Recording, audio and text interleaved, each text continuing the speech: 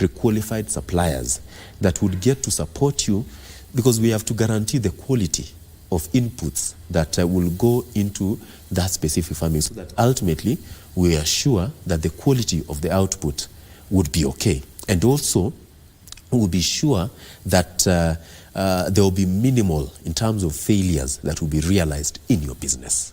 Yeah.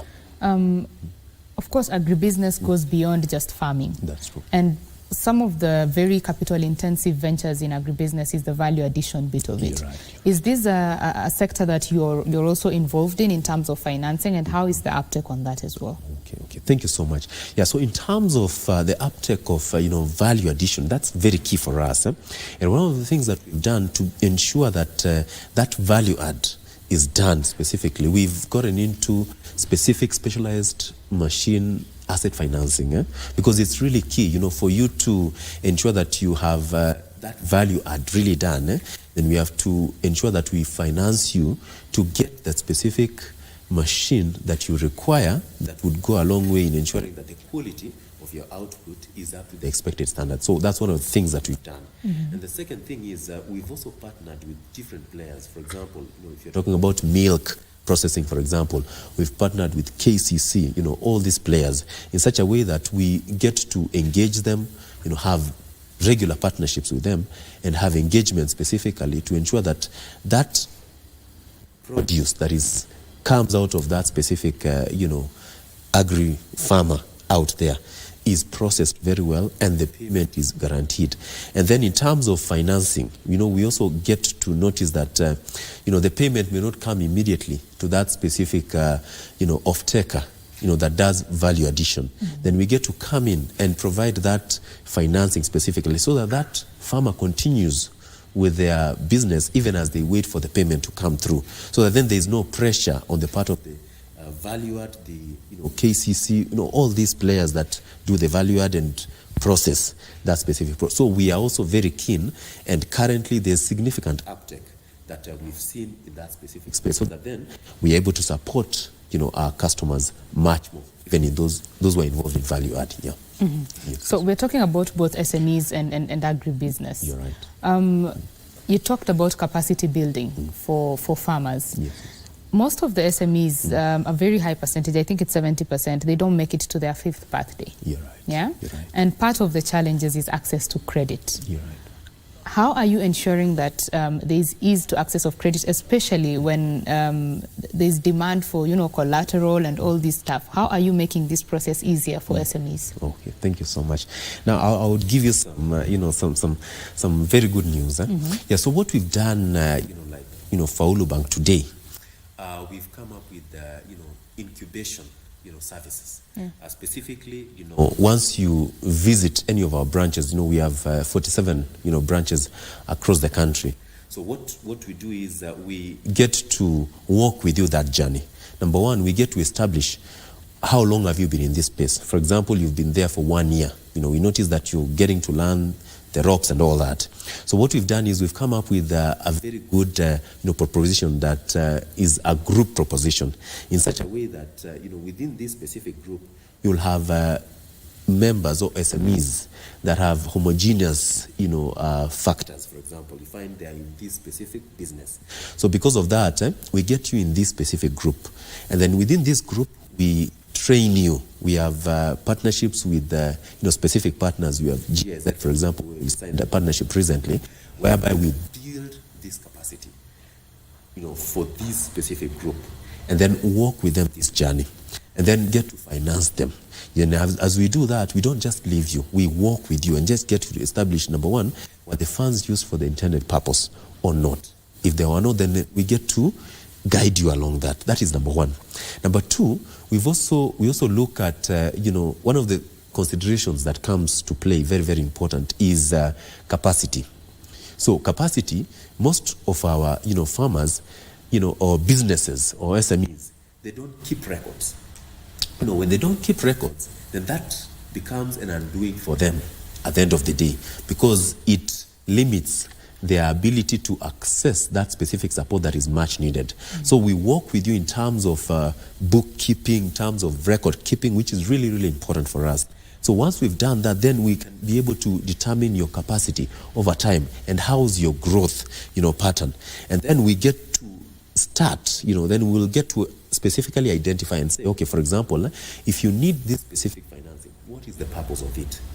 Now, after we've established the purpose, then we'll advise you that instead of having this financing directly to you, then that financing can go to a specific supplier.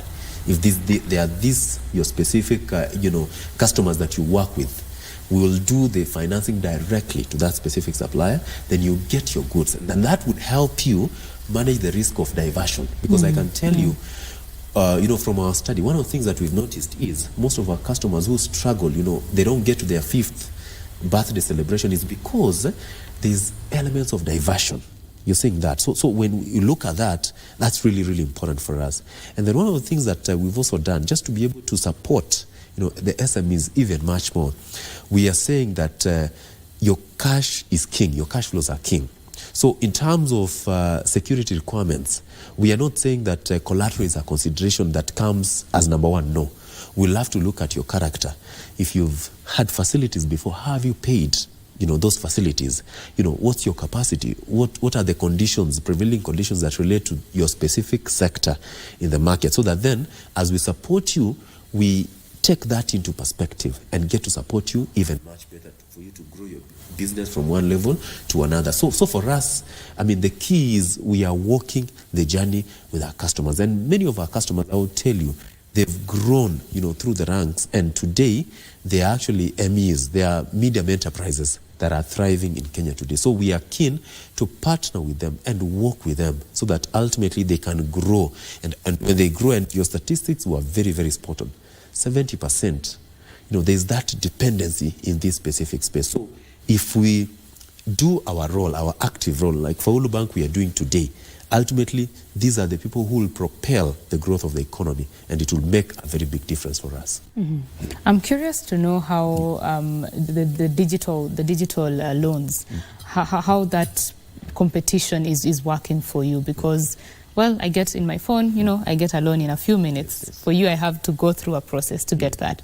How is this competition coming along? Okay, thank you so much. No, that's a very, very good question. Now, I will tell you one thing, that leveraging on technology is an non-negotiable for financial institutions, because ultimately, when you look at the cost that goes into the normal processing of facilities, in terms of a customer has to come to the banking hall and all that, there are so many admin costs that come to play, and talk about the risks that come with it. Yeah, so because of that, as for Ulu Bank, we've also embraced digital financing and lending. Now, one of the things that we've done, because of the advantages that come with it, because what you do is, in that case, is you do risk-based, you score these customers using a very good scoring engine, whereby you get specific parameters that come to play that would inform whether this customer has the capacity or will be able to actually pay that facility or not. So as for Ulu Bank, we've also embraced that. We are currently actually also financing on, digitally, so you don't have to basically come to the banking hall and all that. We have these specific solutions as and where you are, so you can get to, dial in and just get that specific financing. So we've gotten to embrace that, because we appreciate that our SMEs, our customers are busy, so they don't have to necessarily come to the banking hall and go through that specific process. So wherever you are, you can get to access that. So the only thing that we encourage our customers to do is to ensure that, as much as possible, once you've done your sales, please ensure that you have that banked in your account. When you have that banked in your account, then as a bank, we have the benefit of having your record. We get to establish what your turnover is, and in that, it increases your score, over time. So today you'll be eligible to borrow 50,000, but tomorrow or the day after, in another 2-3 weeks' time, because of the way you transact and how you're paying your facility, then your score will go up. You'll be able to access, say, 150 or 200,000, right, depending on your level of transaction. So we want to encourage, our SMEs, our business people out there, please ensure that before you transact, before you get additional stock, ensure that that money is channeled through your account. Then that will put you in a very, very good position. Awesome. Thank you very much. We are talking about SME banking and agribusiness.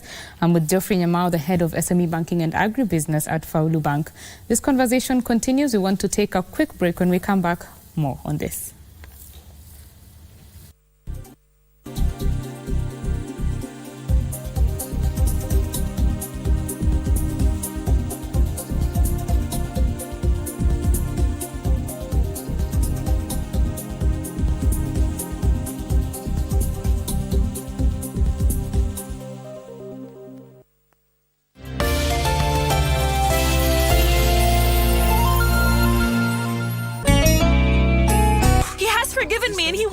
To work between us. That's because he loves me. And you? Do you also love him? If anything happens to my sister or me, that statement is going to be delivered to the proper authorities. It's about time you understood that not everyone you deal with will do your bidding. Olga. Get out! You'll have enough time to comply with the reforms needed at the public clinic. No. There it is. This is impossible. You want to see your son. That's what you have to do. You're strangely nice. Is this about the open position? No wonder you're the boss around. You can read people's minds. If I want to go to nice places with fresh air and a great view and be on my phone, why can't I then? It will make me happy to get away from here for a while. I just want to have fun. Why don't you understand? Known each other for years. Can we catch up for old time's sake? Didn't you just get paid? How on earth is it possible that you have no money left? Now that we're broken up, don't ever call me again.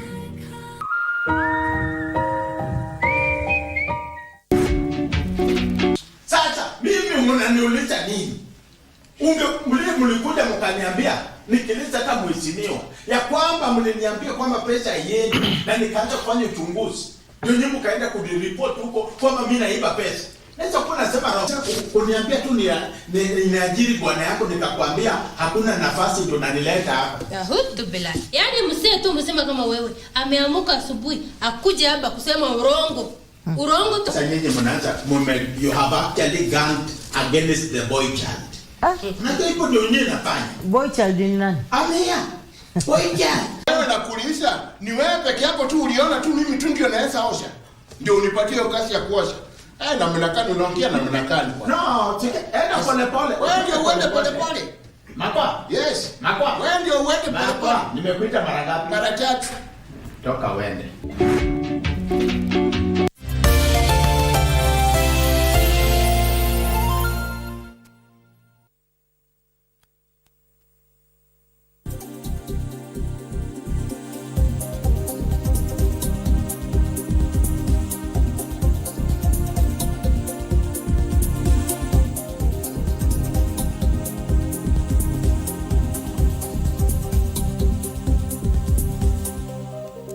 Welcome back. This is KBC Channel 1 and you are watching BizCheck. My name is Betty Kiptum. In studio, we are having a conversation on matters banking for small and medium enterprises as well as agribusiness. And this conversation is with Geoffrey Nyamao, the head of SME banking and agribusiness at Faulu Bank. Thank you for staying with us. Thank you. Karibu sana. So, Geoffrey, talk to us about how important partnering with especially government, to achieve the goal of banking this sector is to be achieved, How do you achieve it by partnering with government? Go ahead. Thank you so much. Yeah, so thanks Betty. I mean, government is really key, in terms of being able to support, the SME and the agribusiness, sectors, very, very critical sectors. Yeah, why I say that is because there are specific government regulations that come into play that have significant impact to this specific sector. For example, if there are legislations that are enacted that are not supportive to financing to this sector, then they will have an impact on this. So one of the things that we've done is, working very closely with government, the Ministry of Agriculture, so that then we can be able to ensure that the legislations that come to play get to support this.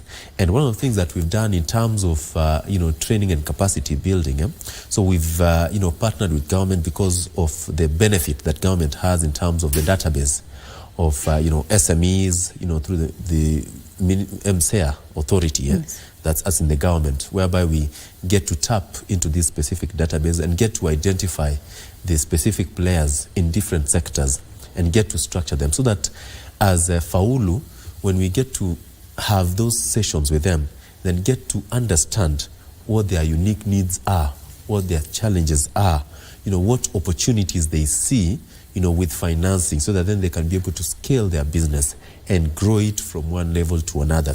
So we do that on a regular basis. Through the foundation, we get to identify them, get to build their capacity, get to listen to them, identify their unique challenges. And one of the things that we noticed that there was there were no support that they were getting from the financial services industry because of the weaknesses that we had highlighted earlier on. So because of that, we said, okay, now how do we get to structure this? And then we said we have to structure our proposition in such a way that we meet those specific needs despite those specific challenges. We identify the risks that are inherent there. Then most importantly, we get to mitigate them so that we are able to support them much more. So that specific partnership has really helped to identify those specific unique challenges that they face, and we get to come in and support them and finance them specifically. That has really gone a long way in supporting them. Yeah. And how favorable are the interest rates on these products? Thank you so much. Yeah, so you will notice that today, considering the fact that there has been significant borrowing from the government internally, that has led to some crowding out effect of the private sector in one way or another. Yesterday I saw the T-bills are now going for 16%. That's quite significantly high. But now what has happened to support these specific sectors? Because we look at the margins, because their margins are not that big. So we have to ensure that our pricing is competitive to these specific customers. So what we've done is we've partnered with specific development partners that have come up with specific guarantees, so that then, and financing that is targeted to this specific space, SMEs and agribusiness, so that they are able to get that financing at competitive interest rates today. Yeah, so that has really gone a long way in getting to support them so that they can be able to scale. That is one. Number two, what we've also done is when we have specific off-takers in place, where we have specific agreements, partnerships, tripartite partnerships executed, and that restricts and reduces that risk that is inherent there, then that pushes the cost for those customers down significantly. That has really gone a long way in ensuring that our rates for this specific sector are favorable, specifically. Yeah, sure. For the people who are seeking loans from your, especially in this specific sector, yes. Are there some that you've turned down, and what were the reasons generally, not very specific to one person, but generally? Yeah. So thank you so much, Betty. Yeah, so when it comes to those that have been turned away, one of the things that we've seen is there are customers who have taken facilities and they've not serviced those facilities. So you find when you spool and get to their CRB, you notice that they are listed, specifically. So they haven't been able to service those facilities that they've been granted before. So for those specific customers, so one of the things we do is we encourage them, because their CRB score is very, very important for them to access any form of credit across the banking industry. So we've encouraged them to get in touch with those financial institutions where they've taken facilities and they haven't serviced them, so that ultimately they can get back to their feet. That is number one. So that has been an area that we are very keen on. The second one is, and we are really building capacity to our customers around this, around banking. Now, it is one thing for a customer who has a turnover of 10 million, but that turnover is not traceable to any bank account or financial institution, as opposed to another one who has a turnover of 5 million, but that can be traceable to a specific account. So one of the things that we've done is, when we are, in the financial literacy clinics that we are currently actively running on a monthly basis across the country, we are encouraging our customers, within the SME space and also agribusiness, to ensure that as they do their sales, ensure that those funds are channeled to some bank account somewhere, some financial institution somewhere, so that then we can be able to trace and determine that this is how your bankings are and this is your experience. That's number 2. Number 3, in terms of experience in a specific space, one of the things that we've done is we are encouraging, those specific, customers, SMEs, that have not built their experience to the expected levels. We are encouraging them to get into specific groups, where within those groups, that becomes the social collateral, for them, so they can be able to scale up and have that guaranteed, fact that their business will be in existence for a longer duration of time. So if you've not been in business for 1 year, yes, you're not left out. We can be able to bring you on board, get to support you within this group, build your capacity, and ultimately prepare you for specific financing in the coming days. So those are some of the aspects and that we always encourage, our customers to consider. And then probably one last thing is, character is very key when it comes to support to various players in this specific space. So what we do is we want to encourage that our SMEs, please ensure that you honor your obligations as and when they fold you. And obligations range from, of course, your financial obligations.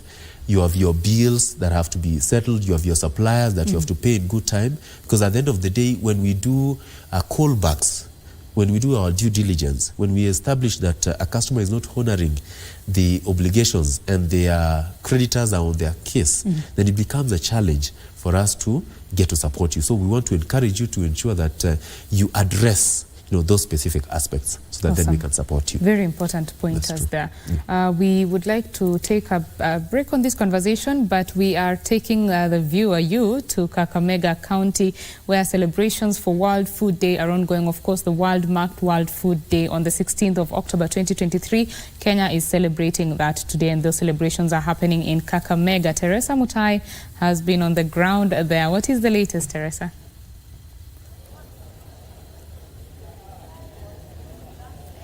Well, hello there, Betty Kiptum. Day 2 of celebrating the World Food Day. Yesterday we were on the farms. Yes, I saw you were commenting on the story and asking if we enjoyed the very big Skuma Wiki. Yes, we did. So today what is happening is just a continuation from the farms to the final products. So there's a lot of tents, as you can see behind me, that have been set up here by different farmers who are employing different technologies so that they can move the product from raw form to the final product. And here, still since morning, we've been camped here. The farmers, there's a steady flow. There's so much to see around. There's very many innovation. We can see also students who have the 4K clubs has really played a part also to reintegrate the students into these kind of practical work such as agriculture. Yes, so now we are going to be linking up with one of the farmer. Her name is Pasilisa, and we want her to tell us more because the innovation she has is kind of different. Naomba utuambie jina lako na pia siku ya leo mbona umefika hapa. Mimi naitwa Pasilisa Wanyonyi, natoka Busia County. Nimekuja hapa leo kwa siku ya Food World Day. Nimekuja kupresent chakula ambayo natengeneza kutoka kwa wimbi na ikrisat, na kwa natengeneza crackers. Natengeneza crackers kwanga nauza, napeleka kwa mashule, na hizi crackers kwa zinakaa miezi 3 bila kuharibika. Sasa ni vitu zenye mnaweza kukula kutoka kwa wimbi, na bila mnajua kwamba wimbi it is so nutritious. Iko na madini nyingi zenye natakana kwa mwili yetu. Iko na carbohydrates, iko na protein, iko na ash, iko na calcium ambayo inatakana kwa mwili yetu. Hii chakula unapokula utapata nguvu, na ni chakula yenye inatumika kwa kila mtu. Na ningependa utuambie ni aje uliamua kutengeneza crackers kutokea wimbi. Wengi wa wakulima huzipanda na kuziuza, lakini wewe umeendelea ku add value kwa hiyo wimbi? Mimi niliamua kufanya value addition of finger millet. Nilikuwa mkulima wa wimbi kutoka Kaldo na Ikrisat. Nikaamua kufanya value addition kwamba tulifunzwa hii wimbi kutengeneza crackers. Tulifunzwa na Kaldo. Sasa mimi nilifunzwa nikaona ina add value. Kwa sababu gani? Wimbi unapouza inakaa sana. Lakini sasa hii value addition ukitengeneza utauza kwa shule, utauza kwa public tu, watu public wanapenda wanakula, na tena ni chakula ya kila mtu. Kwani kuna watu wengine unapopika uji wapendi, hata watoto wapendi uji. Lakini ukitengeneza value addition kama mandazi, crackers, chapati, watakula. Sasa hawatakunywa uji. Na wengine wanajua kwamba wimbi inatengenezwanga tu ugali, na kama uko kwa Busia County wengi wanajua wimbi ni ya pombe, lakini pia wimbi unaweza tengeneza chakula ingine na ukule. Unaweza kula ugali, crackers, mandazi, chapati, hata mkate pia unaweza kutengeneza kutoka kwa wimbi. Mimi niliamua hii kwa sababu inanifanyia napata pesa kutoka kwa hii, naelimisha watoto wangu. Mimi mwenyewe mahitaji ni kutoka value addition. Thank you very much. So you've heard that is one of the farmer who has really gone into value addition, and now you see she's talking about having reaped benefits of having added value to her products. Right here I have seen something very peculiar, which is pumpkin. Very big.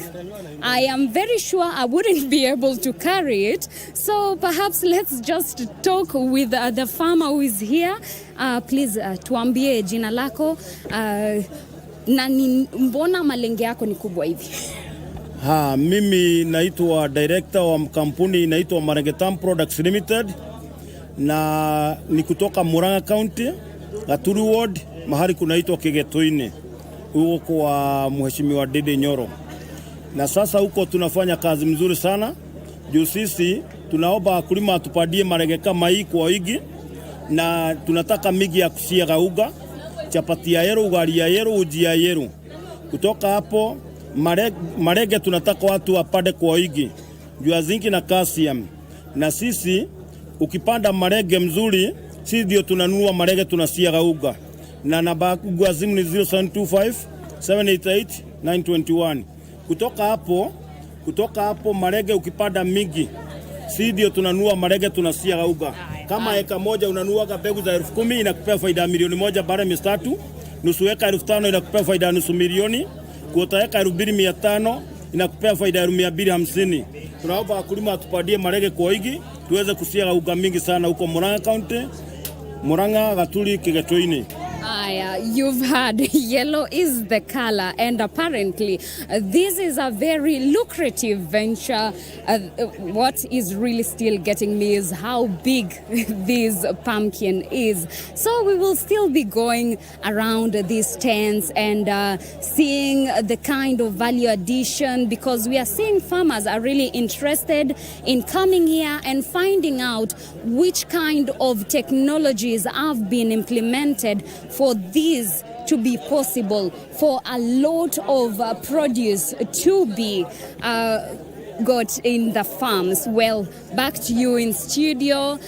We will be giving you more in our subsequent bulletin. My name is Teresa Mutai, live from Bukura, Kakamega County. Thank you very much, Tess Mutai, there coming to us from Kakamega. A lot of produce there in that particular celebration of the World Food Day, of course, feeding into our conversation here in studio, talking about agribusiness banking or financing with Geoffrey Nyamao, the head of SME banking and agribusiness at Faulu Bank. Geoffrey, before we move into other things, I think that particular conversation that Tess has just had with some farmers is a clear testament to what can happen when, trainings are done.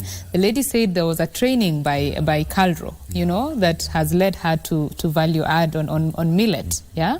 So definitely this thing is bearing fruit, right? No, it is. I mean, I'll tell you, it's so exciting looking at, the potential that pertains in this specific space. And I will tell you, this is something that, Faulu is very keen on, specifically looking at different value chains, whether be it dairy, be it tea, specific farm produce and all that. So we are very keen and ready and willing to support those specific, players to be able to scale up that production. Because I will tell you today, there is a farmer that is out there that has the capacity of producing so much, but they're not able to.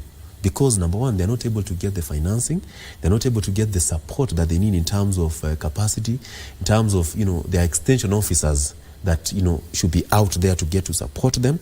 So I will tell you, if there's something that we are very keen, as Faulu Bank, is to ensure that these specific, agribusiness players, these specific farmers are fully supported in terms of training, capacity, market linkages, very, very important, so that ultimately they are guaranteed that their produce has a ready market that will be there for them. Yeah, sure. Right. I like that you've brought up the market linkages bit, because, well, you can produce, and if you don't sell, how will you repay your loan? Absolutely. Right. So that is a very important pointer. You're right. Now, what does the future look like when it comes to agribusiness and SME financing? What does it look like? Yeah, so thanks Betty for that. Yeah, so for me, the future looks really bright, in the sense that, number one, because of the foundation that we've laid in terms of financial literacy, and we've seen actually significant traction in terms of customers embracing, the trainings that we've done, specifically. Yeah, so going forward, we anticipate that SMEs will be actually performing much better. They will be actually surviving beyond their fifth anniversary, specifically. So because of that, then the expectation is then we have to be there, as a financial institution. Because I will tell you today, like Faulu Bank has set aside, in excess of, 5 billion, specifically targeted at, SME and agribusiness financing, so that then ultimately we'll have an assurance of food security. Because I will tell you today, we struggle, as a country, year in, year out, we have cases of, drought coming in, and also people suffering out of starvation, which actually shouldn't be the case. And I'm happy that the government has really embraced the public-private partnerships, PPPs, within the financial institutions in such a way that, yes, we come in, build capacity, finance, those specific players, and then government gives a conducive environment for SMEs to thrive, and those who are agribusiness players to also grow. And one of the things that I'm happy about is that in terms of the market linkages, I will tell you, Faulu is a member of Kenya National Chamber of Commerce and Industry. And we have specific engagements that relate to supporting our SMEs and agribusiness players in such a way that we can get that specific connection and we get to support them scale up. So for me, in my view, we are in a very good place. Actually, we are in takeoff as we speak, so that then we can be able to propel these players to move to the next level. And most importantly, ensuring that at the end of the day, their businesses are sustainable, and progressively they are able to also diversify, to different sectors and spaces. Once we've built their capacity, then they can be able to know that if they are in dairy, for example, instead of just selling that dairy produce to companies, they can do yogurt, for example. And there are customers that we've worked very closely together, and they've been able to diversify into that specific space, so that then their margins are more enhanced as opposed to just selling a fresh produce specifically. So for me, I feel that we are in that very good space, and the future portends great prospects for SMEs and agribusiness players. Yes. You said that there are some SMEs you've worked with from when they were small, and now they're medium enterprises. Yes. What would you say about growing these businesses to a point where they can actually export their produce, maybe through value addition and all that, instead of just exporting, raw products? Absolutely. Yeah. Now, I'll tell you today, it is one thing for you to get your produce and just sell it to somebody else who will value add and export it. It is one thing. Because I can tell you, the person who gets it and adds value and sells it or exports it will get greater margins compared to that farmer that doesn't do that. So what we've seen is, for those specific customers that we've worked with very closely, we've seen that they've been able to scale up significantly, and we've been able to grow them to the next level, So we are very keen actually going forward to ensuring that these specific customers don't end at that level, because that specific growth ultimately is what would impact, the economy as a whole, and there are markets out there that are willing and ready to get these specific producers that are readily and available from our customers. So we are very keen, and we'll be doing that even much more, from the strategic partnerships that we currently have in place with different players, and development organizations that are willing and ready to work with us, considering our foundation in the microfinance space. I think before we end this conversation, it would be unfair of me to not ask you to speak directly to the SMEs. Someone who is running an SME or a farmer who is, running a farm and wants to get ready for credit. Tell them the steps that they need to take so that when they come to you, they don't get a no. Thank you. Thank you so much. Yes, so I'd like to talk to my very good friends, the SMEs and agribusiness players. I want to encourage you. The first thing I want to encourage you to do is, number one, don't be a lone ranger. Please ensure that you reach out to us, reach out to financial institutions, and Faulu Bank is available for you to work with you and specifically show you the baby steps that you need to take to be able to take your business to the next level. We have a business forum whereby we get to support you, grow your business, build your capacity, and be able to grow. Please be a member of that so that then we can be able to work with you. And then another thing that we want to encourage you to do, please ensure that you keep your records. So when you do your sales, ensure that you have your records and you bank, the proceeds that come from your business. And that would sort you out. That would really help you to be able to determine your ability, as you progress. We also want to encourage you to ensure that you also have market linkages. There are different players. If you're in a, poultry value chain, for example, we have Kenchik here. We have all these players. Please get in touch with the, the various players in the value chain so that then you can be able to have your goods specifically taken up by that specific, off-taker. And I want to encourage you to please reach out, engage us. If you need any support in terms of finances, in terms of training, please reach out to us. We'll be able to support you so that then you're able to scale up. And then most importantly, please ensure that if you're in agribusiness, look at your inputs much more keenly, because the quality of your input would ultimately determine the output that you'll get out of it. Please ensure that the quality is okay.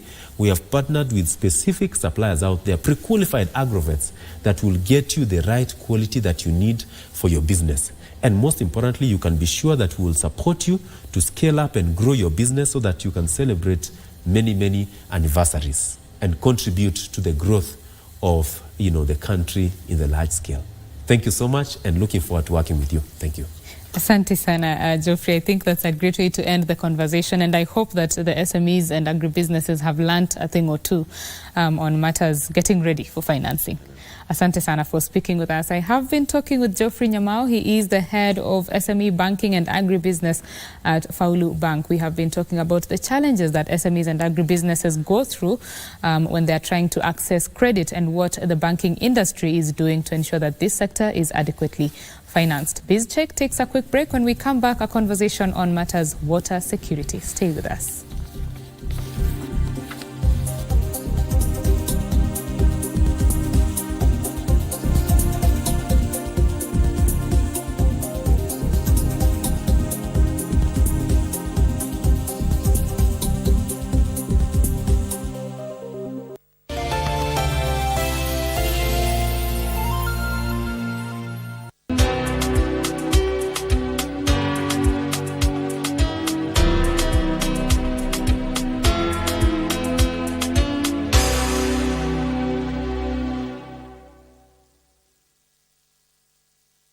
نسمع اسم النبي لازم نصلي عليه اللهم صل عليه Kama Allah amekupatia uwezo wowote ule uko nao, basi wameabikum min ni'mat fa min Allah, chochote unacho katika neema ni kutoka kwa Allah. Ile neema Mwenyezi Mungu aliyokupatia ndugu yangu, itumie kutangaza tauhidi. Katika Qur'ani, katika suratul Fajr, Allah subhanahu wa ta'ala anasema kuwa wakati mja anajaliwa neema ya kuwa na mali, basi mja yule huwa mwenye kujifakhirisha sana na kusema kuwa Allah subhanahu wa ta'ala amemneemesha.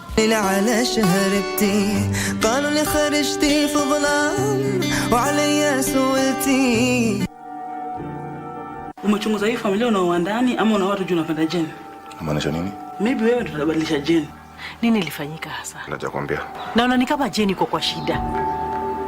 Ulikuwa umeenda huko kufanya nini? Kuona mgonjwa. Aki mimi sioni nikikaa huko.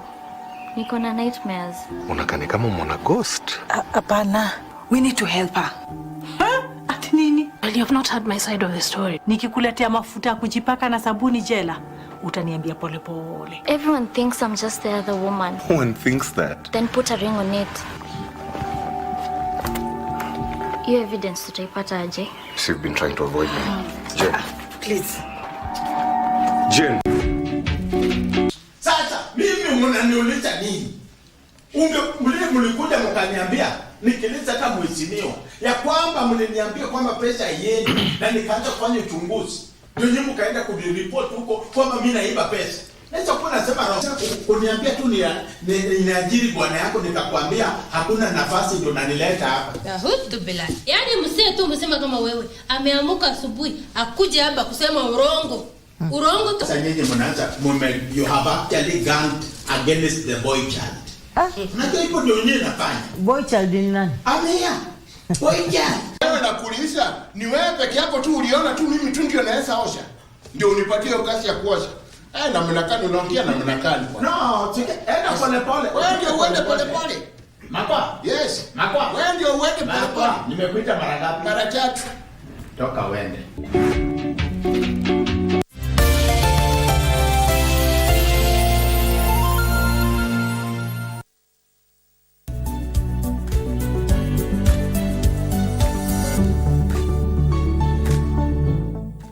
Hello and welcome. Today we're at the City of Champions here in Eldoret, Uasin Gishu County. We will not showcase athletics. We will showcase the most inspiring stories from the tech side in agri-tech. Take a look. Official government statistics obtained from the 2019 Kenya National Population Census indicates that the age of the average farmer in Kenya is 60 years. It is these statistics that led innovators to wonder how they could not only rope in young Kenyans into farming, but also contribute positively to Kenya's agriculture sector. While doing this, stumbled upon a niche of farmers, especially young farmers like ourselves, that have no interest or have no time to be at the farm level. So they're engaged, they're busy, they're career people and so forth. So our job is to be now their representative at the farm level. Meet Stephen Mwongela, the managing director at Plus Farm, a homegrown digital farm management platform in Kenya. He says platforms like his began from the constant call for support by farmers at a personal level, which by chance has carved out a unique niche. How then does the technology work to attract new and current farmers? A farmer can be able to keep the records of everything from land propagation all the way to the market and extract profit and loss accounts as well as extract activity report. So you can be able to tell all the agrochemicals that you applied, and obviously this will lead to the conversation about traceability and a farmer being able to tell, okay, am I doing business or am I doing something else that's not clear. Headquartered in Eldoret Town, Uasin Gishu County, the Plus Farms platform is aided by a consistent barrage of real-time data recorded by extension and field officers on the ground, busy monitoring systems as they visit farms in Kenya's food-growing regions. Innovators say it is one of the ways of properly commercializing farms for farmers and minimizing risks. Say there's platform on one end, then you have the farm owner on the other end, who is probably in Nairobi or in Helsinki or in London or in Finland or thereabout. And then you have the farm manager who's at the farm level. So all these people need to be in the same circle of information flow. The app allows us to be able to allow this without necessarily lifting our phones and calling each other. It's not as agriculture as usual. We see it as an investment. So for any youth, okay, so if they have some money, they have some land, they want to invest in it. Agriculture is key to Kenya's economy, contributing 33% of the gross domestic product and another 27% of GDP indirectly through linkages with other sectors. This indicating the vital role of technology in energizing the sector. To that end, innovators have a clarion call to stakeholders. Farmers need to view their farms as enterprises, even register them. Okay, and let professionals run these farms for them, and then there are more links that come.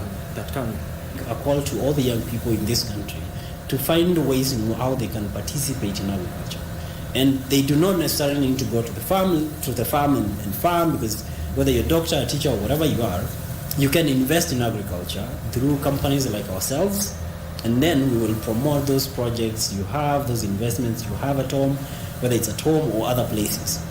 And we can create a country that produces sufficiently for itself and for exports. The Kenyan agricultural sector is said to employ more than 40% of the total population and more than 70% of Kenya's rural people, thanks to digital farming. You therefore have no excuse to remain at home or at the office saying that you cannot go and tend to your farm, because young technopreneurs are proving to you that technology has come to save you the hustle and bustle of the farm. Alan Auko, Tech One.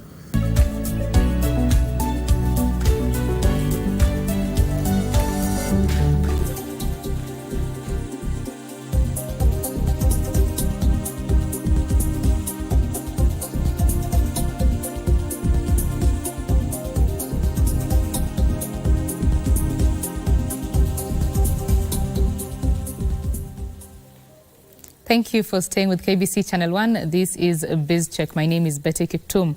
Now, in the second hour of the program, we want to have a conversation on matters water security, just how to secure our water and ensure that we are using the water that we have prudently. And to have this conversation is Professor Robert Hope. He is the Global Director in charge of REACH, as well as Cliff Nyaga, who is in charge of Fundifix in Kitui and Kwale. Thank you very much for speaking with us, gentlemen. Let us just start with the simple.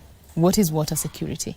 I'll start with you. It's a good question to start with, for sure. Right, okay. Well, water security tries to get across the idea that the natural systems that we have in terms of rainfall, in terms of surface water or groundwater, interact with the issues of services for agriculture, for municipal drinking water supply, for industry, and also for environmental services.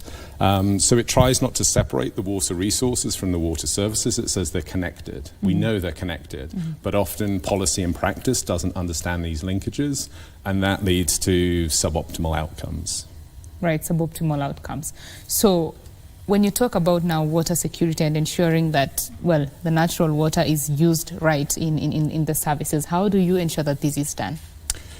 Well, there's a number of ways you can think about this. Right. Ultimately, water security is a very local issue. Mm-hmm. So, if we start here within Kenya, some of the work the REACH programs has been doing with the University of Nairobi, county government and national government is looking in a couple of contexts in Turkana County and also Kitui County.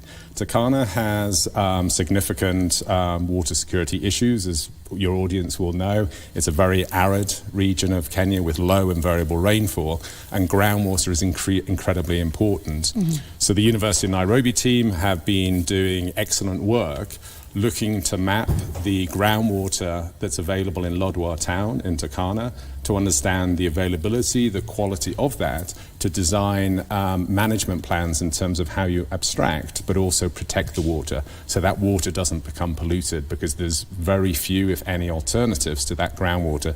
So the prosperity and the development of Lodwar and Turkana depends a lot on managing that groundwater. So we've led scientific work over the last few years with our partners to understand that, and now there are protection and conservation plans to make sure people don't take too much water out of the system it's within the sustainable yield, but also importantly, when Lodwar grows as a town into a city, etc., that they don't damage the recharge areas where the rain falls on the ground and goes into the groundwater system, that those areas are protected to make sure that there's a maximum yield that comes through the system. In Kitui, Cliff and Yaga can talk about some of the work that we're doing there in terms of the variability of rainfall and how that affects drinking water supplies. And what we're seeing in Kenya and much of East Africa is far more variability and uncertainty in the duration and frequency of rainfall. We don't know when it's coming, how strong it's coming, and we have these flood and drought events. So we're working to ensure that drinking water supplies in rural communities, schools or clinics is reliable and safe for users. Right. Cliff, I'll bring you into the conversation now.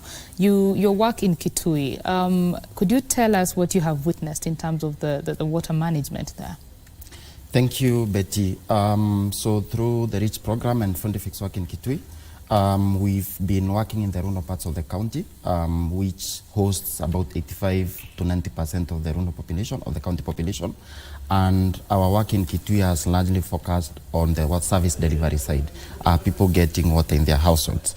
And what we see in Kitui, from both a supply and a demand point of view, we see a situation where you have lots of groundwater resource, boreholes for pumping out water from the aquifers, but then you have issues around water quality, you have issues around their functionality.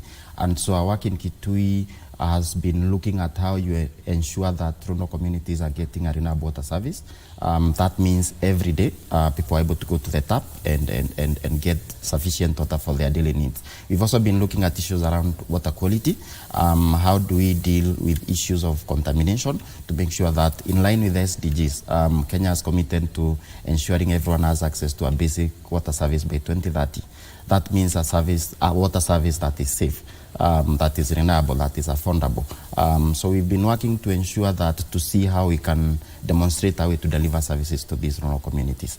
Of course, behind that involves a lot of work around understanding the groundwater resource, its sufficiency in terms of quantity, its quality, ensuring that infrastructure is fixed on time when it breaks down, moving beyond that to understanding the water quality and addressing water quality risks, and also how that information flows back to the households, to the users, to make sure that they are well informed of the measures or precautions they should be taking and how well their water supply is taken care of. Thank you. There's a lot of competition for the water that is available. I mean, climate change is not making the situation any better, yeah? Rivers are drying up and some are becoming seasonal, and yesterday were permanent. So how do you ensure that the resource that is left, as little as it is well managed? I'll start with you. A very good and challenging question. I think a starting point is the data and the information systems that you have around us, and this is where science can help policy and practice understand some of those questions. And one of the sayings that they have, I mean, it's a little bit trite, but you can, science without policy is science, policy without science is gambling.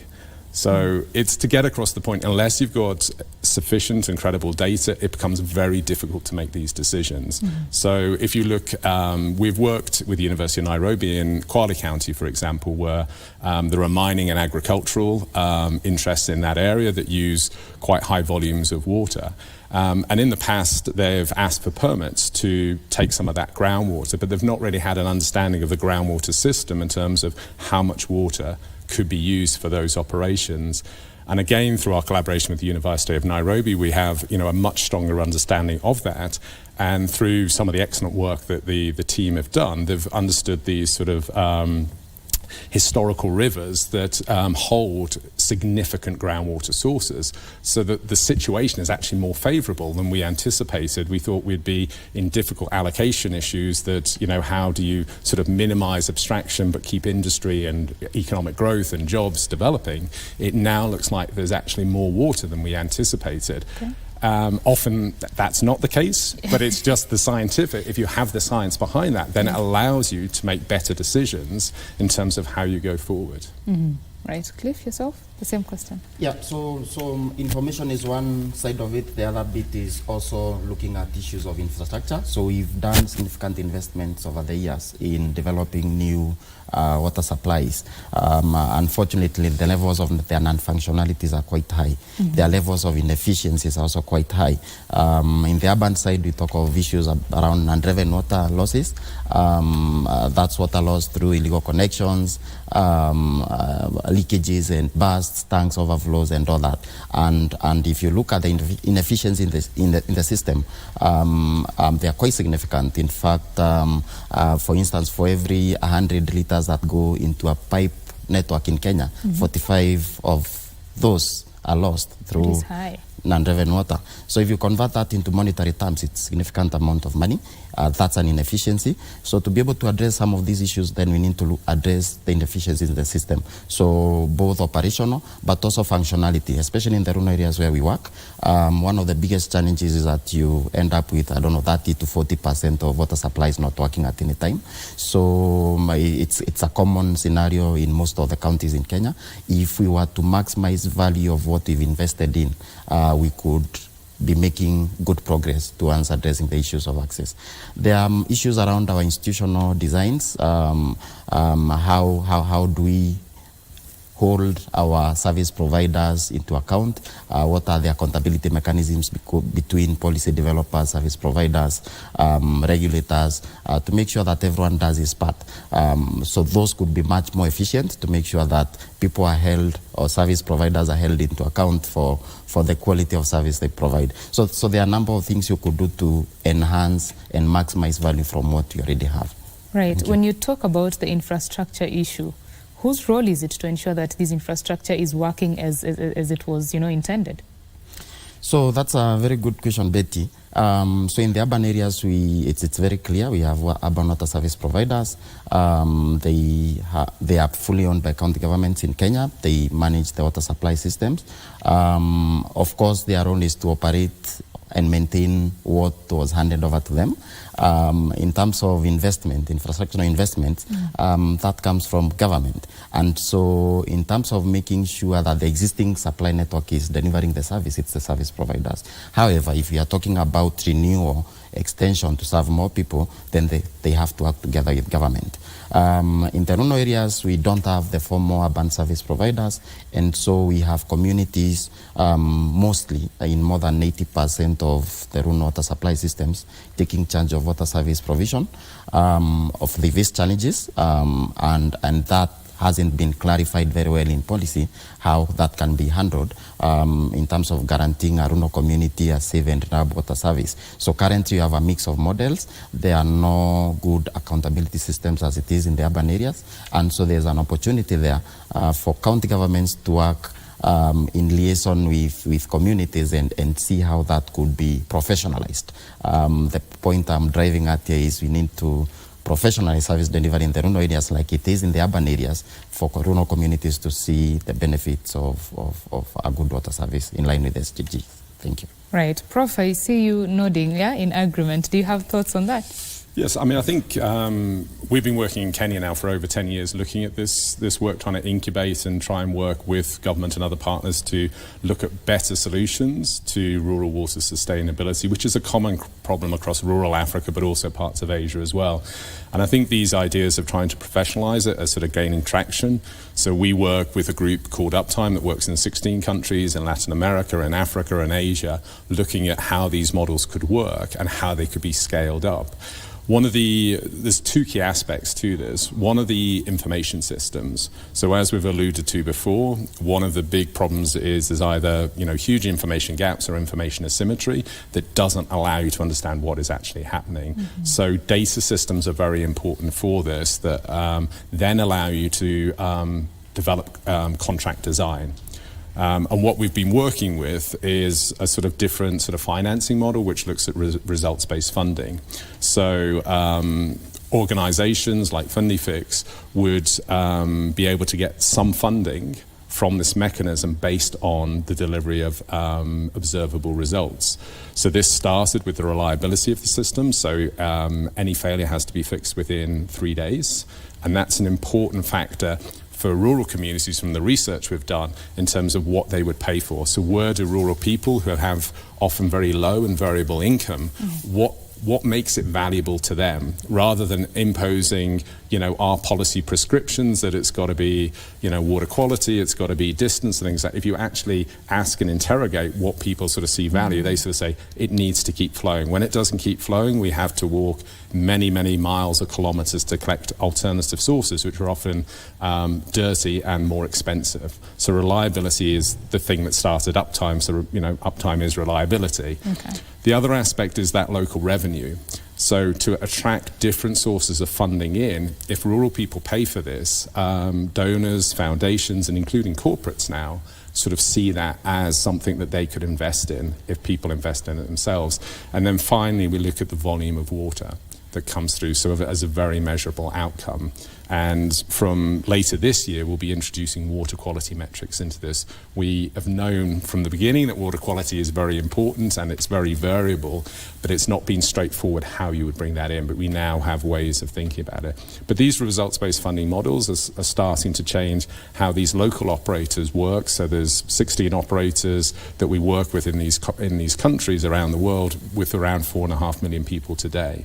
But that's a drop in the ocean. The figures are that 2 billion people don't have safe drinking water in the world, very high percentages in rural areas. So how do you influence the government conversation? Because ultimately government needs to take responsibility to support the types of frameworks to execute this at scale to drive in sustainability. Right. I like that you talked about reliability. And Cliff, I would like to get from you, for the communities that you operate in, how involved are the communities themselves? Thank you again for that question. So our model is designed very simply to provide a reliable water service. Okay. That is to say, building a borehole or a pipe or a tank is not a water service. It doesn't give water to anyone. Okay. People have to get water at the tap to be benefiting from the service. So we focus more on the water flowing at the tap. And the idea is that you can keep rural water points. Those are kiosks, those are public taps. Because of the dynamics in the rural areas, then you don't have as many household connections actually. So it's also hand pumps, which is a very simple, basic technology. So our model is designed around making sure that the water flows at those water points. And what we do is that we have a social enterprise. The government is very strong nowadays on public-private sector participation. And so it's more of a public community private participation or model that we are running in Kitui. And so what the model does is we have qualified mechanics, we have teams, logistics, spare parts, tools, and they are ready to dispatch whenever there's a breakdown. So the work of the community then shifts from having to know where the spanner, the fittings, the generators are going to come from, and even where the mechanics are going to come from, to reporting a breakdown. So we take off the technical burden off their shoulders, which is enormous. What we've seen is that when you leave communities to do these things, then you're looking at weeks to months. Some of the analysis in Kitui have shown that it takes a community 47 days to get a technical issue resolved. And so what we are doing is to get the technical issues of their burden. We take care of that. It's very straightforward if you have a professional enterprise doing that, like Fundifix, and communities then wait for the service. They can hold the service provider into account. Of course, as part of that, it means communities also contributing towards the cost of service delivery, and escalating also. They have an opportunity to escalate issues to government whenever the service is not good enough, if the outages. And so it's more of a partnership where the service provider, as Fundifix, takes care of reliability issues, and communities also involved in terms of governance, accountability mechanisms. Of course, in rural areas, you also have other local dynamics. So the community, in a community setup, you have committees that allow or that are appointed to manage the water points. Those need to be engaged. Those need to participate in issues around setting up of tariffs, resource sharing, conflict management. And so I would see it as a partnership, and they're strongly involved in deciding and in holding the service provider into account, in this case Fundifix. Thank you. Speaking of now the community being involved, I mean, you said that there's 2 billion people, do not have access to clean water. And yet there's a lot of wastage on this other hand, for those who have access to that clean water. How important is it to train people on, prudent use of water, so to say? I think it's very important, and I think there's a difference here between urban and rural settings. I think rural people have a very clear understanding of the value of water, very clear understanding. And I think urban people do as well, but when you're in a pipe network, as Cliff has mentioned, there's high non-revenue water where, around just under half of the water doesn't reach its final destination. So if you think, I don't know whether you drove here this morning, if you went to fill up your car with petrol, and then you just poured half of it away, it doesn't make a lot of sense. Yeah. It's a huge cost. And this isn't individual users in Nairobi or Mombasa or anybody else. It's the sort of pipe networks that come through that.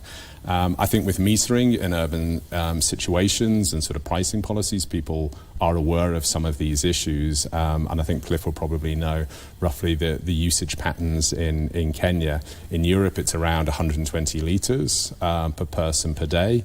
And that sort of seems to be a relatively efficient level, but a lot of the consumption patterns are from flush toilets, from showers, from laundry and things like that. The actual drinking water component, the water that we're able to sit here and enjoy today, I mean, that's less than a litre that people would actually drink of clean water.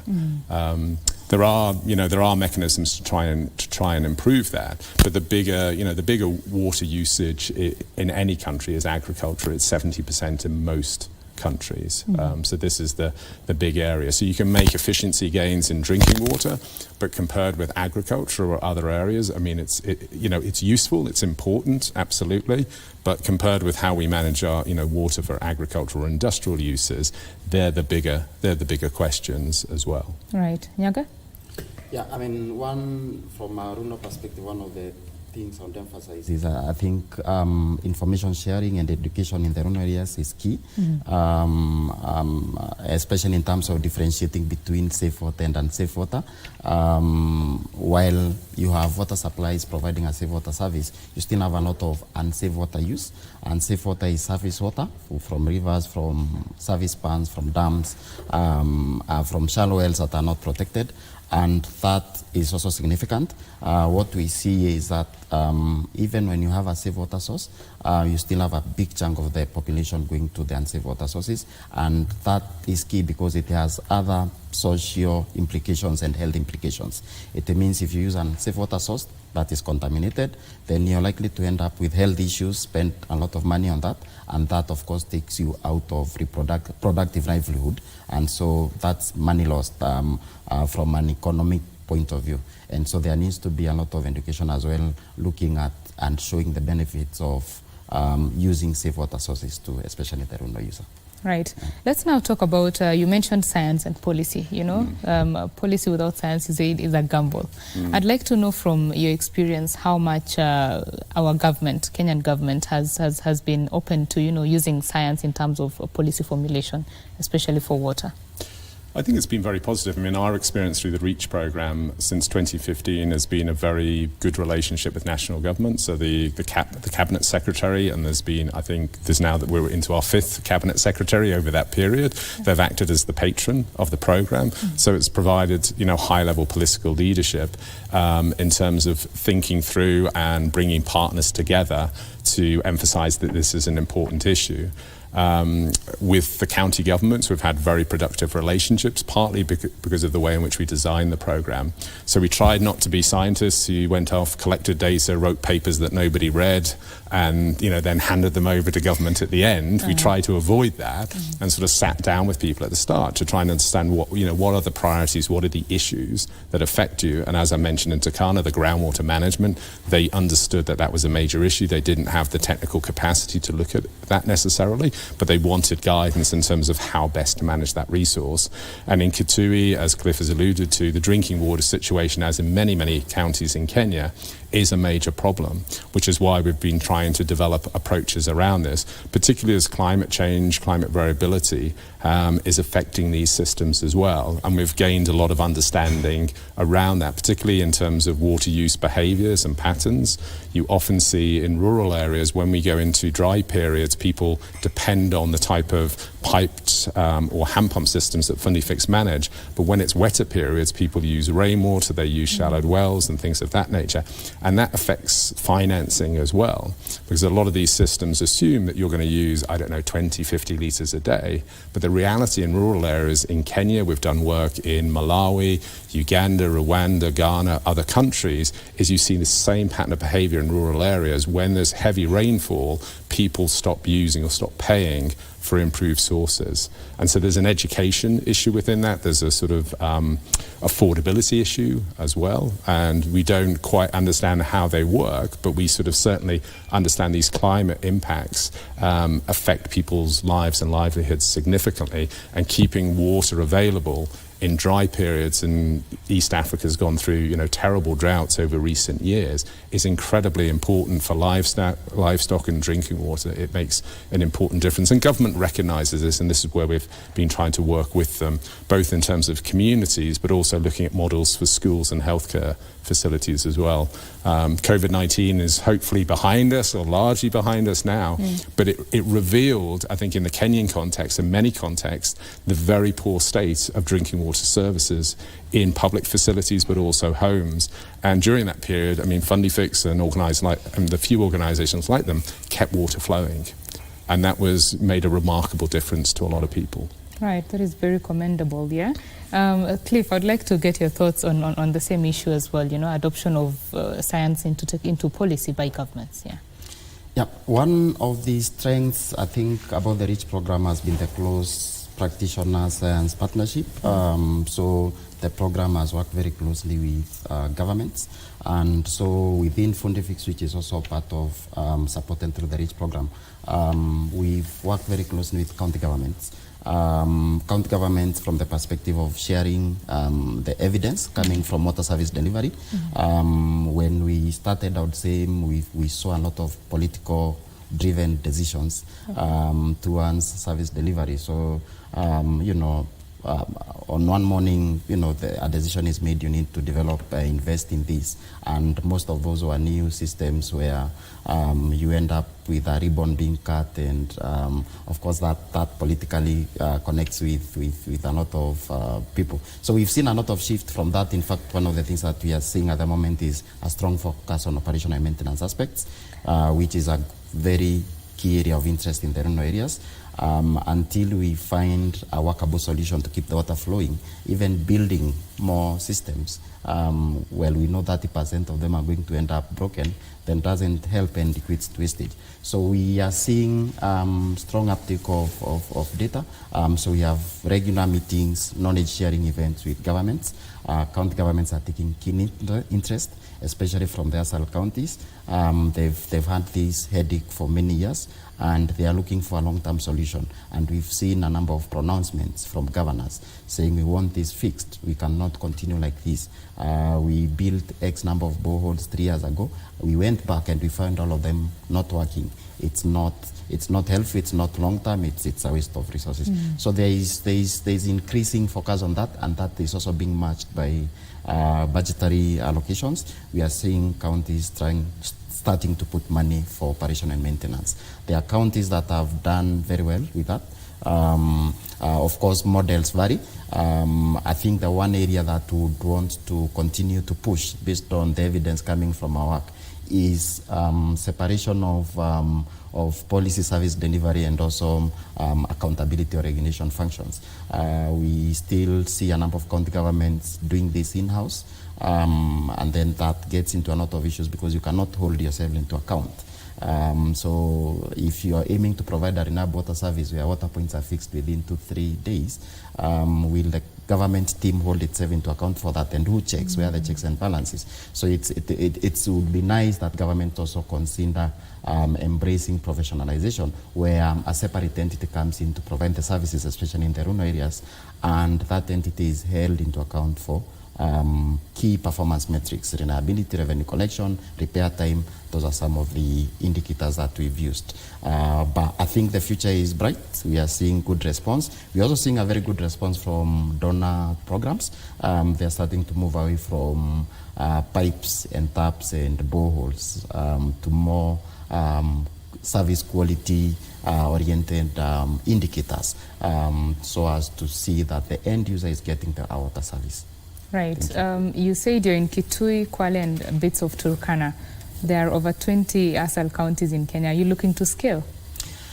Yes. So through this work, we've learned a lot, and we think the setup of the Fundifix model, addressing the different dynamics of rural water service provision, can actually provide a solution. Of course, it's not a silver bullet. It needs to be adapted to individual county context.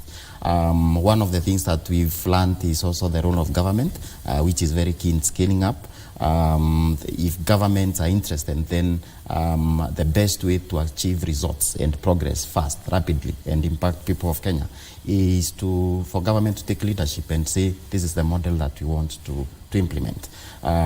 So far it's been a bit of mixed signals. Do we go from one community to another, or do we have a county come forward and say this is the model that you want to take forward? And so there's an issue of leadership and scale that we are trying to look for. Of course, we are happy to also, it doesn't have to be Fundifix moving into the ASAL counties. We're happy to support the counties to adapt locally appropriate models, because the context again changes. The semi-arid counties are a bit different from the arid counties in terms of how you look at models, service delivery, habits, water usage patterns, social dimensions and networks. All that varies a bit. So you're happy to work with counties to design and implement an adaptation of the Fundifix model that works for them. Right. I'm just curious, how exactly does Fundifix work? Who gets to tell you that there's an issue here? So that's a very good question. One of the biggest changes that has happened in Kenya over the last few years is everyone has a mobile phone. That has been a game changer.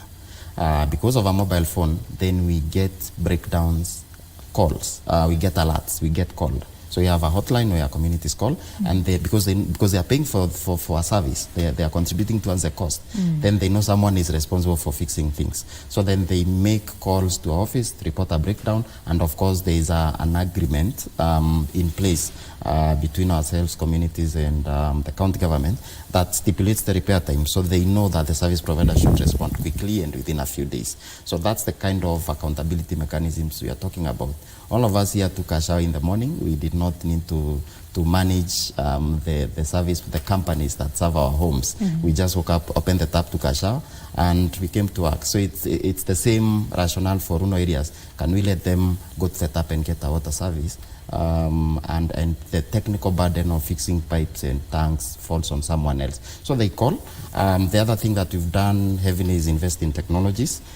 Technologies are good because they bring efficiencies into the system.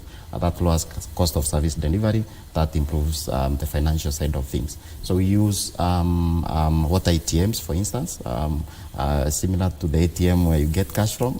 So that one just drops water, not money. Okay. So communities are actually very good at adopting that, and they like it because it allows them to go to the water point at any time. One of the biggest issues in the rural areas is distances. So people cover kilometers to get to the water point. So if you give them a longer duration within which they can fetch water, then that helps in terms of their individual planning. Then people can do productive work during the day and go to the water point in the evening or early in the morning and do other things. So it's given them a lot of convenience. On our side, it's given us data. It's given us data to plan our services, see where it's more strategic to invest. It allows us to report to outcome funders, resource-based funders like Uptime, which Professor Hope spoke about. They look for data on volumes, data on payments, and water ATM linked to a dashboard actually gives you that at a click of a button. So technology has been very important to us on so many fronts, and so we continue to leverage that. So those are some of the approaches that you're using to get to know if a water point is working or not. Right, I like that. Professor Hope, speak to the importance of innovation in coming up with localized solutions.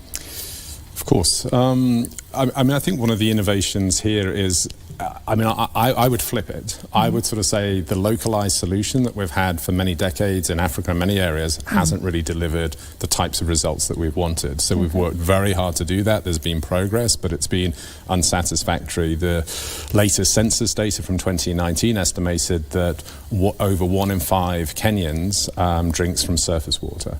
So that's not exactly where we want to be. And so it speaks more to the sort of the government point and the utility point. There's no reason that in rural areas that you can't have a utility type model. It may not have the pipe network that exists, but you can make everybody responsible for the outcomes, the quality and the reliability of the services. So we're looking to sort of find appropriate political scales, whether it's a sub-county or county, that then puts in these systems in place and has the data systems around it. And critical within it, which I mentioned earlier, is the financing of this. So Fundifix and these companies lose money. They need a subsidy. There's nowhere, in my experience, and I work in a lot of countries, that can operate at a profit in rural areas. Globally, the World Bank estimates that urban areas, excluding India and China, so that's 2.5 billion people, but excluding them, that the annual subsidy for urban water is $300 billion. So it is almost impossible to make a profit from rural water. So the question you have to ask is, how do you set an efficient subsidy for that area? And the work that Fundifix does and the other groups that we work with through Uptime give you those data systems to work out what that subsidy should be. And then the question is then, how does government engage and provide support rather than just building systems? How do they maintain those systems? So for example, in Kitui, we've done some interesting analysis. If you scaled up what Fundifix does from one sub-county to the whole, we find that the government could spend less money because they're not constantly having major repairs. It would generate more water because the systems aren't broken, so they work all of the time. And in principle, there would be more revenue because people are able to pay for the water over time. So it should provide a constituency where the government, professional operators, community schools, clinics all benefit from this approach. But it requires an innovation in terms of how you set this stuff up, in terms of the roles and responsibilities. And I think we're engaging that conversation in Kenya. Other countries are maybe a little bit more advanced. So in India, there are major schemes there. We work with in Bangladesh, in Asia. And also in Benin, they've got a national model that they're introducing in West Africa. And I think Kenya's on a trajectory to get there, but it's the speed that it will take to look at these ideas and make sure, are they appropriate for the Kenyan context?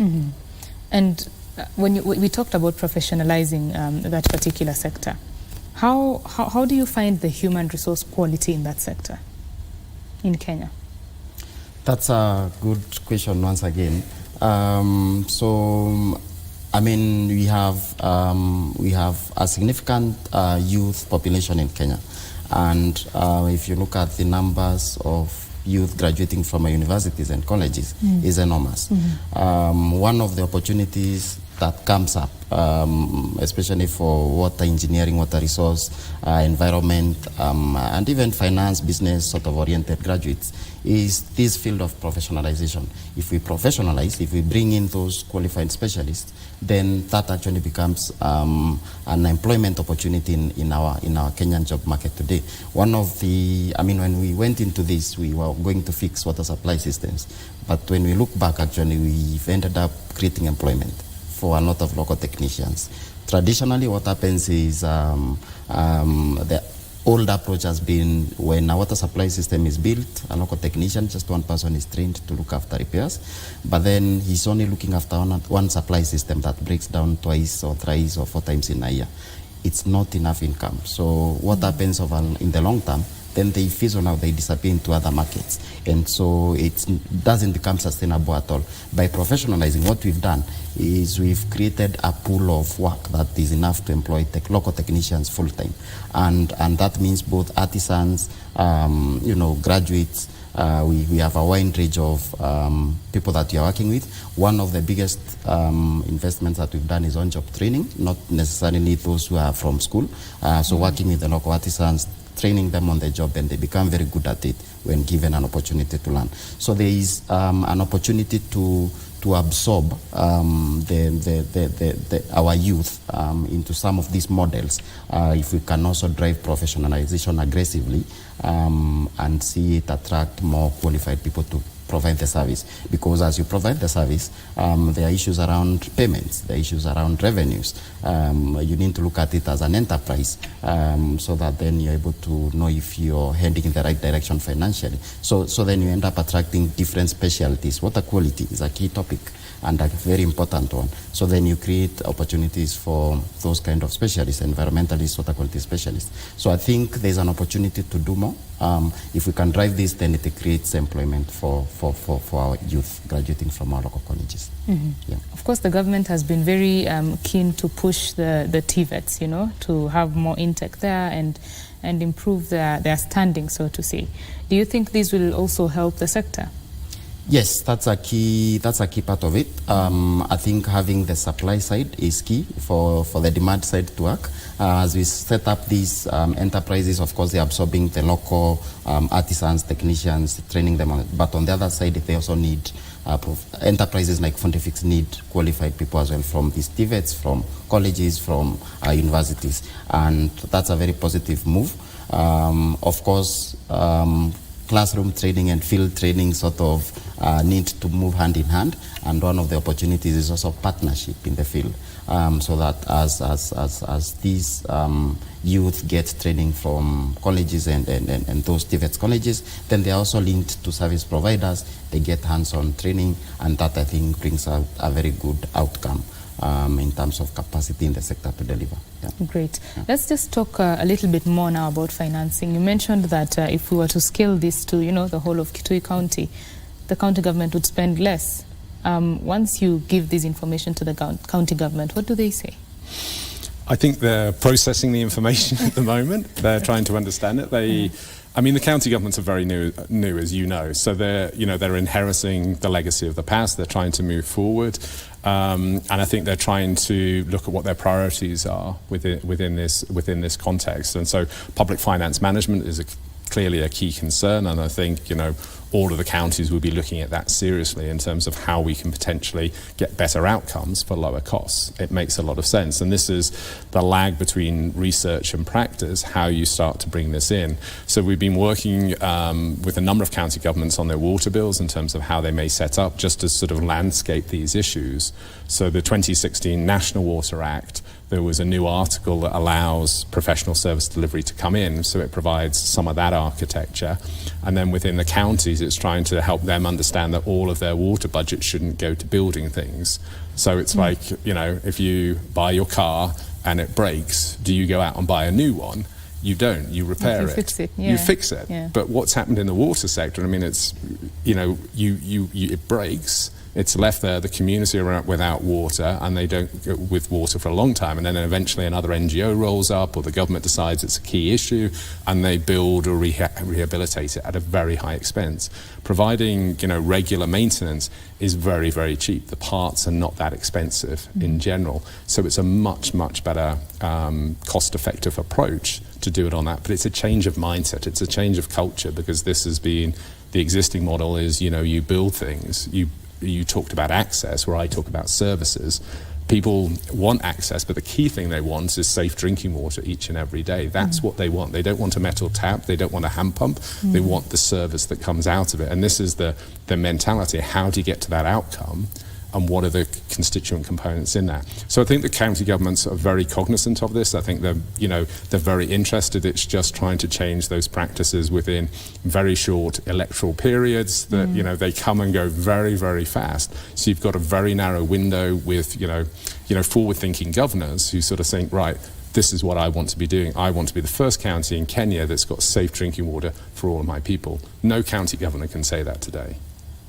Right, let's hope it's something they all want to achieve. That would be wonderful. Right. How about the now international donor funding, attracting that? I think the international, the figures for water globally are huge. They're sort of billions and billions. They're just incredible numbers.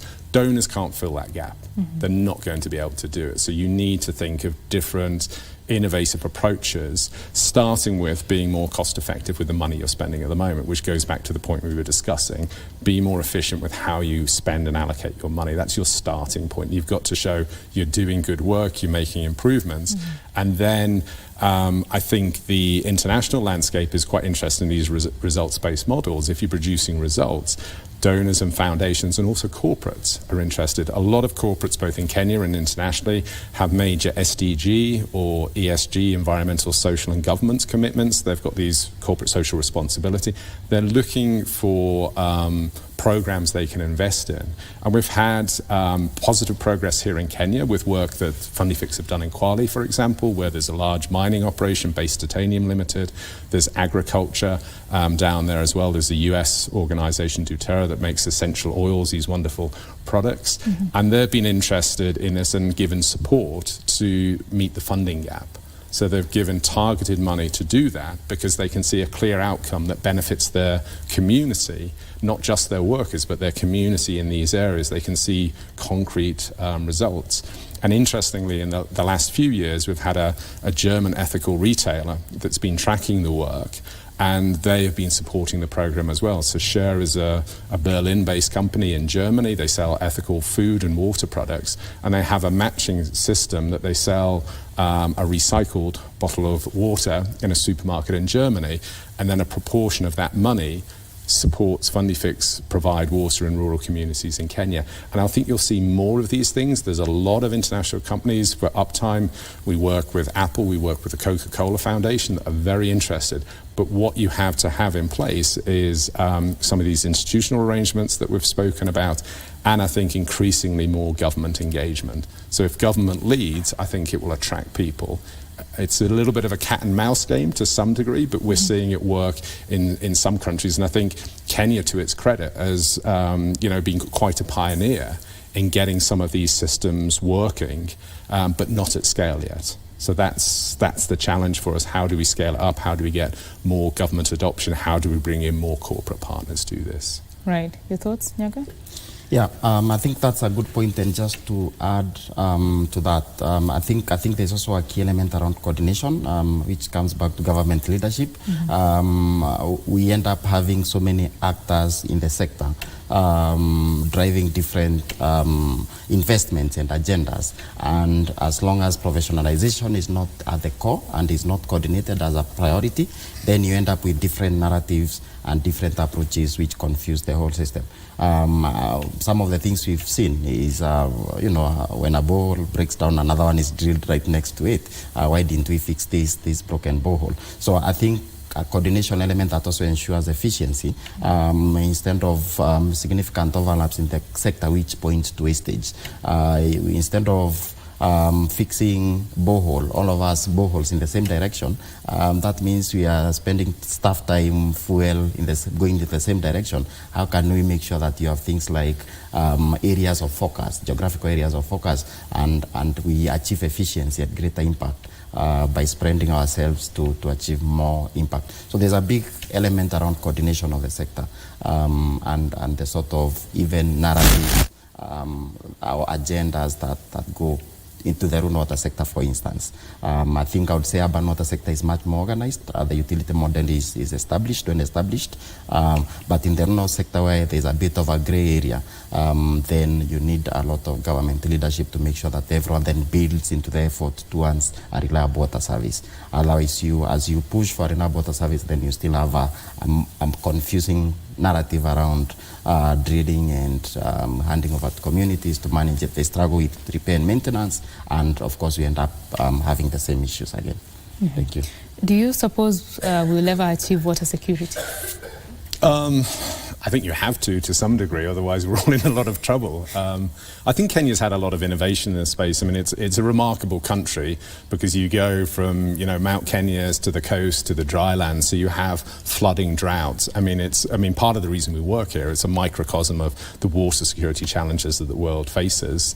And I think Kenya's had a lot of innovation. They've made a lot of progress in this space, but there's a lot more work to do. I'm picking up on, the points on coordination coordination. I think that's a key issue in government leadership. You see in other countries that we work in India and Bangladesh, that you have, maybe a more coherent government line on this in terms of how they behave, and it comes, through the system in a very clear way, and you do not have this duplication or cannibalization of multiple NGOs or donor projects working in this, jigsaw mosaic of things going on that doesn't make a pretty picture at the end of it. And I think this, as I keep saying, government is the only partner in this that has the authority, the legitimacy to say, no, this is how we want to do these things. And you're starting to see it with some of the water bills, the strategies, and sort of saying, this is how we work.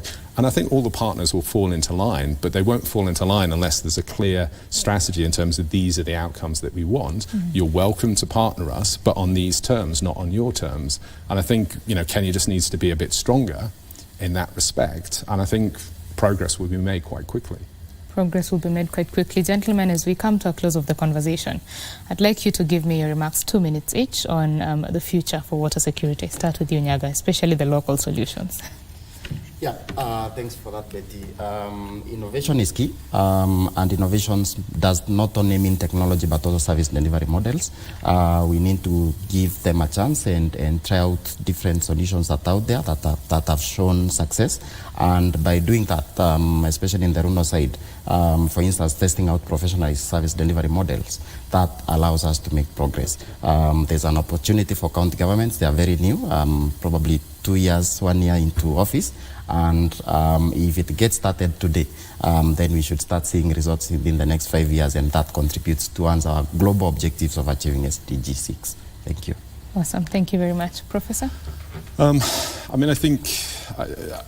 think the priorities that I would sort of see get Kenya and globally is sort of management of groundwater, management of rivers and surface water systems, and then also drinking water. I think if you can find mechanisms to achieve that, a lot of other things fall into place. We've spoken earlier about groundwater management. It's an incredibly important resource in Kenya. As climate variability comes, it's that buffer that helps many, many people have a better water security outlook in the future if that is managed and maintained successfully.